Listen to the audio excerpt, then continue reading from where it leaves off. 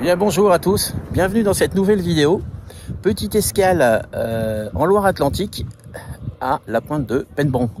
Voilà, alors, et nous sommes le 30 septembre 2023. Vous voyez, nous sommes en bretelles, il fait chaud et nous allons aller nous baigner. Ah, je crois que tu allais dire qu'on était en Bretagne. Alors Penbron, effectivement, ça donne un peu l'impression de la Bretagne, mais alors après on rentre de nouveau dans la discussion. Est-ce que la Loire-Atlantique fait partie de la Bretagne ou pas? Ça, il y a un gros passé historique. Mais là, nous, on est là plutôt pour se faire plaisir, encore une fois, dans un petit lieu qui est sympa. Vous allez voir là, donc là les marais. Là actuellement c'est les grandes marées, donc comme vous voyez effectivement c'est bien reculé, donc les gens font de la pêche à pied, ramènent des coques, mais alors des pas lourdes, comme ça. Donc vraiment là c'est le bon moment quoi. Donc peut-être que certains d'entre vous sont déjà dans l'exercice et on fait la pêche pour ce midi. Eh bien écoutez, profitez-en bien parce qu'ici c'est magnifique, le temps y est de la partie. Et donc, pas mal de régions en France en ce moment sont dans la même situation. Donc, n'hésitez pas, profitez bien. Quelques images en drone, bien entendu, comme d'habitude.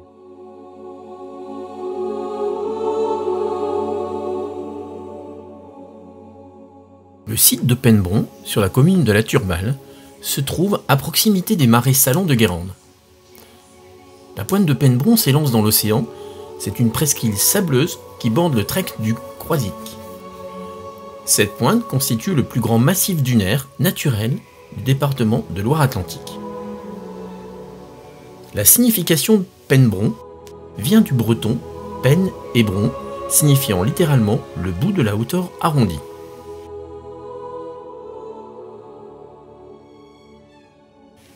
Penbron est successivement une abbaye de moines, exploitant de salines, une conserverie de sardines à l'huile, avant de devenir le vaisseau hôpital, créé en 1887 par Hippolyte Palu, inspecteur des enfants assistés. Il est alors aidé par les Sœurs de la Charité de Saint-Vincent-de-Paul.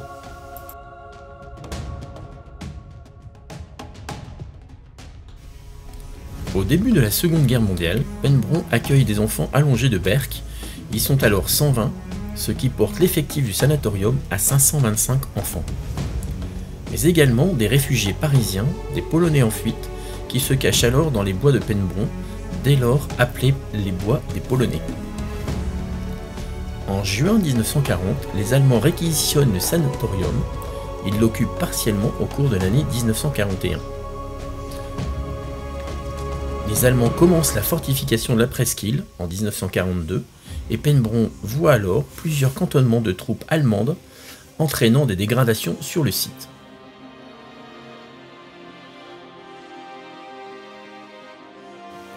En 1944, la France est libérée, mais la poche de Saint-Nazaire retient encore Penbron et le Croisic. Le 31 mai 1944, ordre est donné de l'évacuation totale du sanatorium. Les sœurs prennent le bateau pour le Croisic, et elles y demeurent jusqu'à la libération. D'énormes travaux et réparations attendent le conseil de direction. Le mobilier et le linge ont disparu, et les installations électriques sont hors d'usage.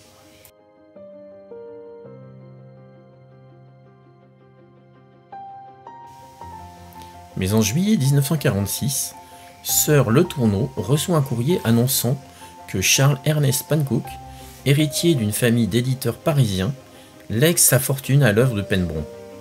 Grâce à ce legs et aux premiers dommages de guerre versés, les travaux sont lancés et les enfants reviennent à Penbron entre septembre 1946 et mai 1947.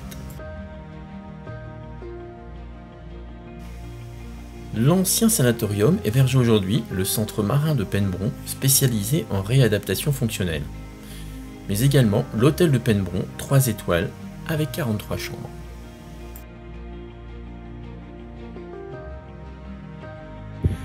Et voilà, nous sommes au bout de la pointe de Penbron, et ici, pour ceux qui connaissent, ou qui reconnaissent, c'est le Croisic. Et voilà, effectivement, c'est le Croisic. Alors, bien sûr, hormis être bon nageur pour passer de l'autre côté.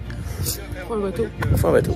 Ou alors beaucoup de marche à pied. Voilà, donc on va continuer notre périple et quelques vidéos en drone.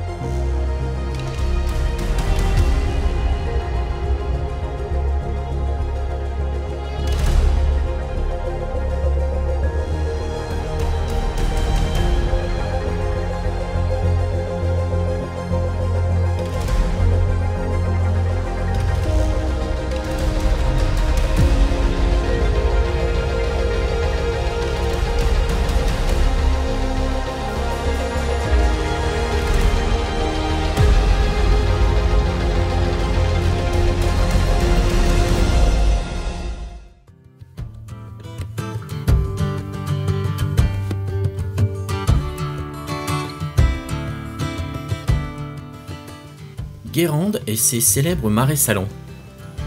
Une mosaïque de couleurs, un paysage grandiose, façonné par la main de l'homme depuis des siècles. Guérande, c'est aussi une cité médiévale, véritable Carcassonne de l'Ouest. Derrière ces remparts, les maisons de caractère soulignent l'empreinte celte de cette ville d'art et d'histoire.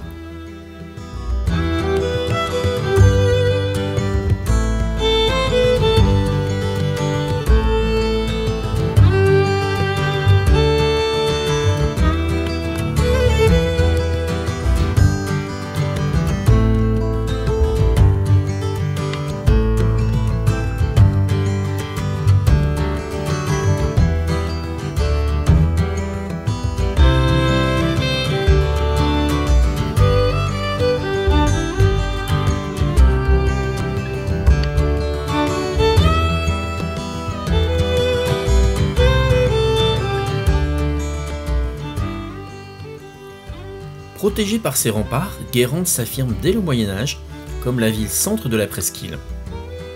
L'enceinte fortifiée de Guérande est l'une des mieux conservées de France et la plus complète de Bretagne.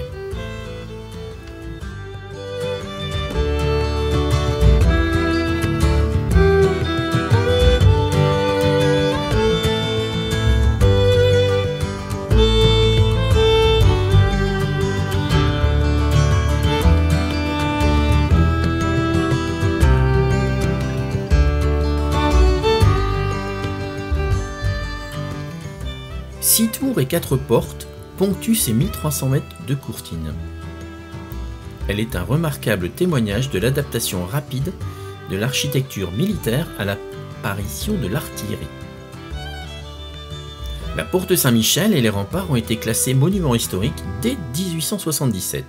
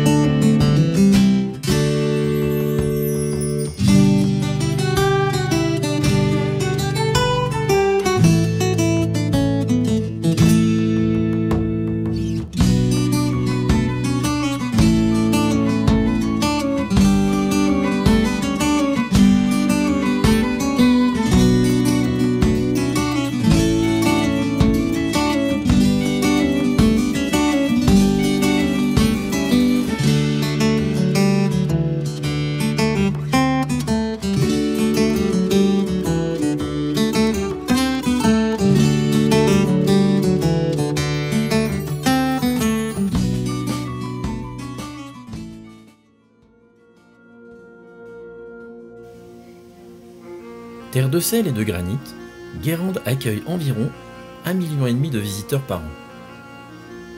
Les marais salants de Guérande, site protégé, sont exploités sur 1400 hectares selon les techniques de production millénaires, respectant ainsi l'environnement.